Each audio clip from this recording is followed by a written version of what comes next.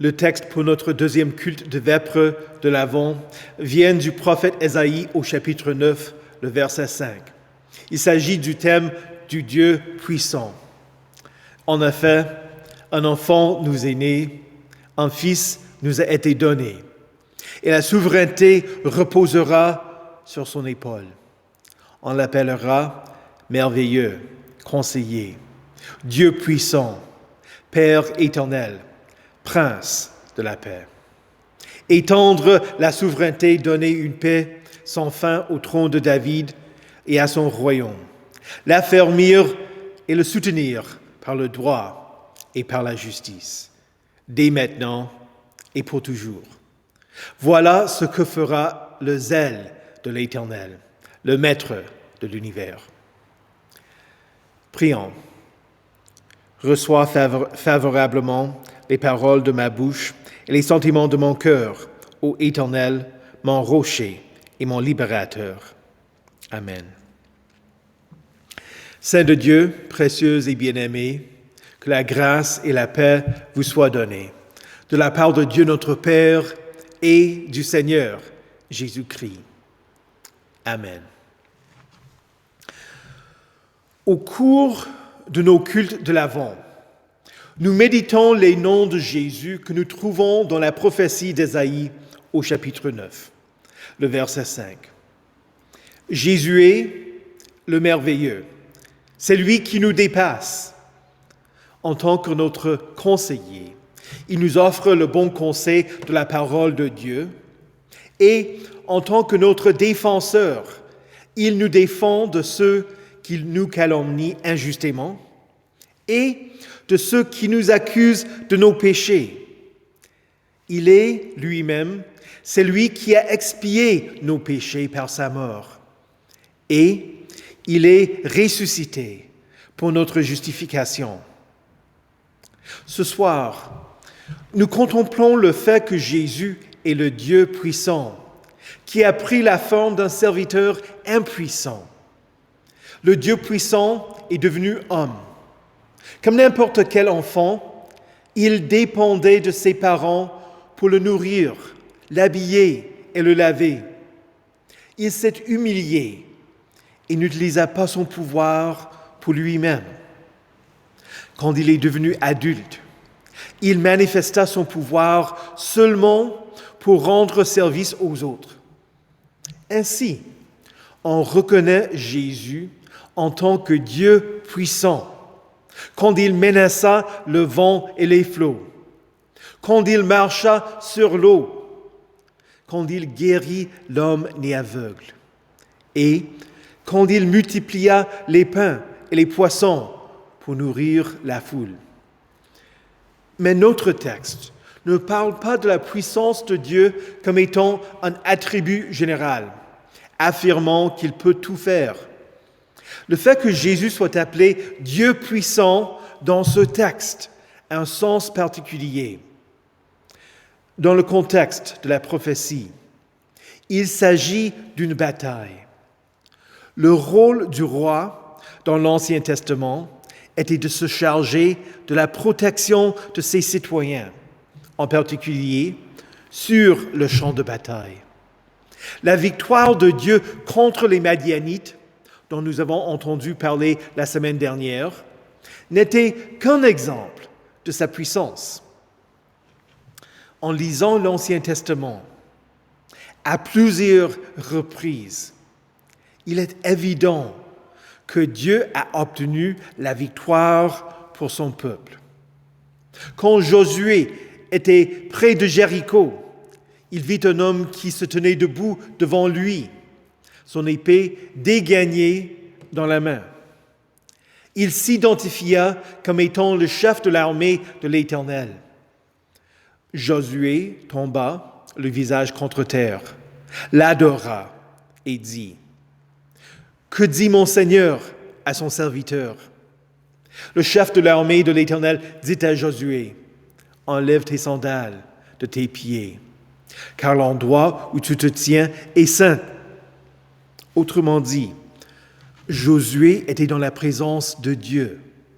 Et encore, quand les Assyriens assiégèrent Jérusalem, L'ange de l'Éternel sortit et frappa 185 000 hommes dans le camp des Assyriens. Considérons d'autres victoires pour lesquelles il faut glorifier l'Éternel. L'Éternel ramena les eaux de la mer Rouge sur Pharaon et son armée. L'Éternel précéda le peuple d'Israël quand ce dernier entra en terre promise. Les victoires des juges, comme celles de Déborah, Éhud et Samson, à travers des personnes faibles, à travers des stratégies ridicules, on devait reconnaître que c'était à l'Éternel qu'appartenaient ces victoires. Je pense qu'il faut poser la question: pourquoi est-ce que Dieu a joué un rôle dans ces conflits? Parce qu'il avait promis à Abraham que le Messie allait venir de sa descendance. Le Dieu puissant établit et protégea le peuple choisi pour que vienne le salut du monde, pour que Jésus naisse. À notre époque, où nous vivons en paix avec nos pays voisins, nous sommes moins enclins à être reconnaissants de l'importance qu'il y a à disposer d'une armée forte, d'un chef d'armée capable de remporter la victoire. C'est quand nous sommes menacés, quand nos vies sont en danger, quand nous sommes impuissants face à nos ennemis, que nous trouvons un réconfort à l'idée que quelqu'un vient à nos secours.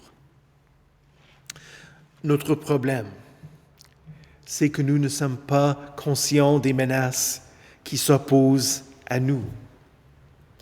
Nous regardons autour de nous et affirmons qu'il y a paix et sécurité, étant complètement ignorants des vraies menaces que sont Satan et ses démons. Paul écrit aux Éphésiens: « Ce n'est pas contre l'homme que nous avons à lutter, mais contre les puissances, contre les autorités, contre les souverains de ce monde de ténèbres, contre les esprits du mal dans les lieux célestes. » Jésus est le chef de l'armée de l'Éternel. En hébreu, il est appelé Yahvé Sabaoth, qui veut dire l'Éternel des armées, en particulier l'Éternel des armées célestes. Certaines traductions modernes traduisent la phrase par le Maître de l'univers. Ces traductions passent d'à côté de l'image d'un Jésus guerrier. Et donc, ils ratent l'image de Jésus le victorieux. Pendant la Semaine sainte, quand les Grecs voulurent voir Jésus, il dit: « C'est maintenant que le prince de ce monde va être jeté dehors. » Quand il était à Gethsémani, il aurait pu faire appel au Père et il aurait disposé à l'instant de plus de 12 légions d'anges. Mais il ne le fit pas, parce que c'est pour détruire les œuvres du diable que le Fils de Dieu est apparu. Il est allé seul sur le champ de bataille. Il s'y est sacrifié pour son peuple. Nous lisons dans la lettre aux Hébreux: « Puisque ses enfants ont en commun la condition humaine, lui-même l'a aussi partagée de façon similaire. Ainsi, par sa mort, il a pu rendre impuissant celui qui exerçait le pouvoir de la mort, c'est-à-dire le diable, et libérer tous ceux que la peur de la mort retenait leur vie durant dans l'esclavage. » Comme je l'ai dit tout à l'heure, le rôle du roi était de se charger de la protection de ses citoyens. Le Dieu puissant rendit impuissant le diable Il a ainsi dépouillé les dominations et les autorités et les a données publiquement en spectacle, en triomphant d'elles par la croix. Voici la bonne nouvelle pour vous, chers saints. Satan n'a aucun pouvoir sur vous. Il a été vaincu. Celui qui est né de Dieu se garde lui-même et le mauvais ne le touche pas. Pourtant, cela ne l'empêche pas d'essayer de nous égarer. Pierre nous avertit. Soyez sobres, restez vigilants. Votre adversaire, le diable, rôde comme un lion rugissant, cherchant qui dévorer. Résistez-lui avec une foi inébranlable. Il faut admettre que parfois, le diable réussit. Mais il réussit parce que le chrétien ne s'est pas réfugié auprès de Christ. Pourtant, quand nous nous repentons, quand nous revenons à notre bon sens, nous nous dégageons des pièges du diable. Nous ne sommes pas plus puissants que le diable, mais nous appartenons à celui qui est le Dieu puissant. Jacques écrit, « Soumettez-vous donc à Dieu, mais résistez au diable et il fuira loin de vous. » Quelle belle image! En Christ, nous n'avons rien à craindre de Satan. Il faut que le diable fuit. Un pasteur que je connais raconte une histoire de sa jeunesse, quand il a visité l'Australie. Un jour, il chassait un marcassin et ce dernier poussait des cris en essayant de se libérer de cet homme menaçant. Quand cet adolescent fut sur le point de l'attraper, le sanglier s'est retourné, a crié et s'est lancé vers le jeune pour l'attaquer. Celui qui menaçait le marcassin était obligé de fuir. Et quand il fut assez loin, il s'est retourné pour continuer de menacer le pauvre animal. Voilà ce que fait Satan. Il nous poursuit jusqu'à ce qu'il soit obligé de fuir. Et quand il peut, il revient vers nous pour nous provoquer à nouveau. Ne joue pas le jeu du diable. Paul dit que nous devons nous revêtir de toutes les armes de Dieu afin de pouvoir tenir ferme contre les manœuvres du diable. Ce n'est pas pour attaquer le diable, mais pour tenir ferme, pour lui résister. Le diable n'a aucun pouvoir sur toi. Jésus est mort pour toi. Il est ressuscité. Le Dieu de la paix écrasera bientôt Satan sous vos pieds. Fortifiez-vous, n'ayez pas peur. Voici votre Dieu. Elle viendra la vengeance, la rémunération de Dieu. Il viendra lui-même pour vous sauver.